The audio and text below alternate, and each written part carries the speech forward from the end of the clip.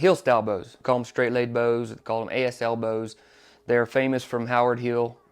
He was a legend, and they have generated a tremendous following because of Howard Hill. They're a fun bow. However, for years, Great Plains did not have a heel style bow, mainly because I was hesitant to build them, because a heel style, a straight laid ASL longbow tends to have more hand shock. They are slower, and I just didn't know if I wanted to get into that market. I thought about it and decided that we would try to build one that had the least amount of hand shock and was the smoothest and the fastest. And so I'll tell you what we did here to make this heel style perform amazingly. We feel like it's the best heel style bow we've ever shot.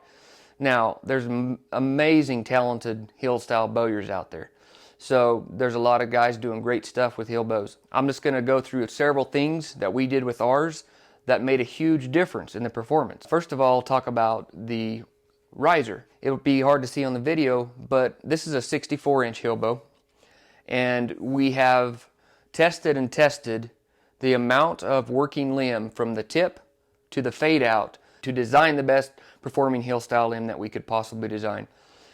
One thing that we found is long fade outs, long, smooth, gradual fade outs working into the limb makes the limb perform better. And not only that, it minimizes hand shock because you're soaking more of the energy up into the fades, and it also produces more speed because you're using a little bit of that fade on the riser going into the limb to make that limb work better.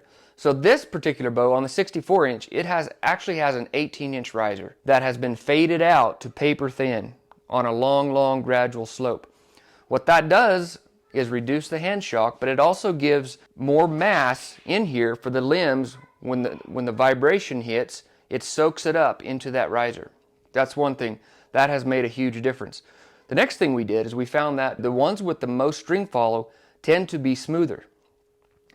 But when you have a lot of string follow on a heel style or ASL bow, you lose speed because you're taking away a little bit of the potential energy stored in the limbs when you have too much of a string follow or the tips bending too far to the archer.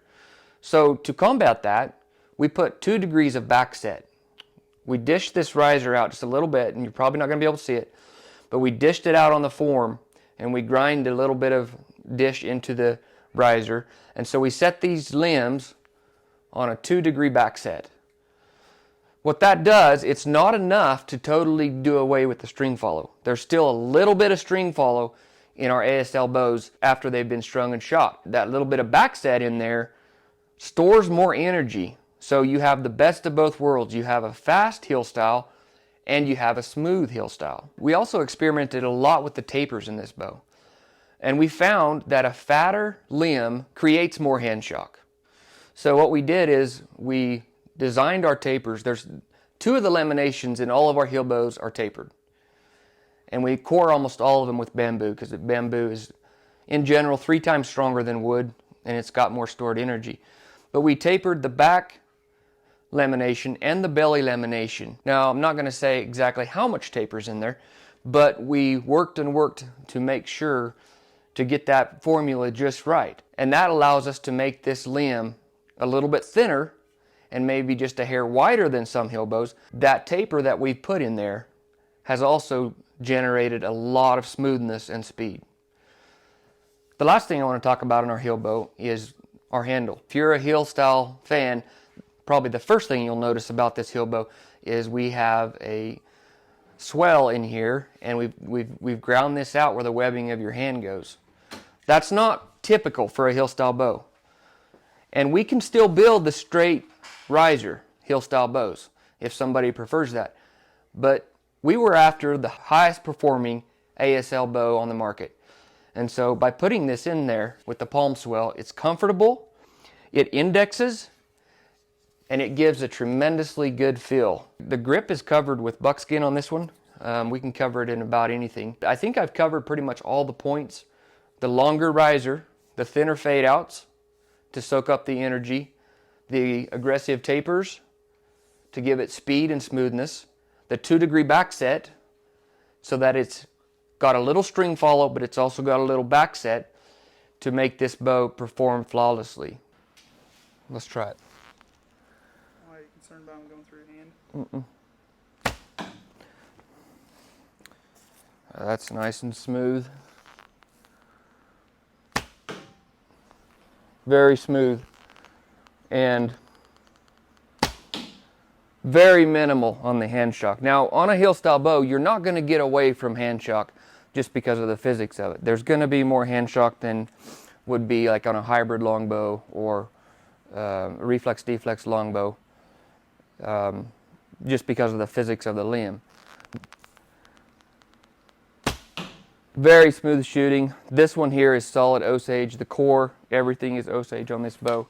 And Osage is kind of a springy wood. Sometimes Osage will be a little shockier than, say, Pacific Yew or bamboo. But this bow here is just very little hand shock. Very smooth shooting. A lot of fun to shoot it.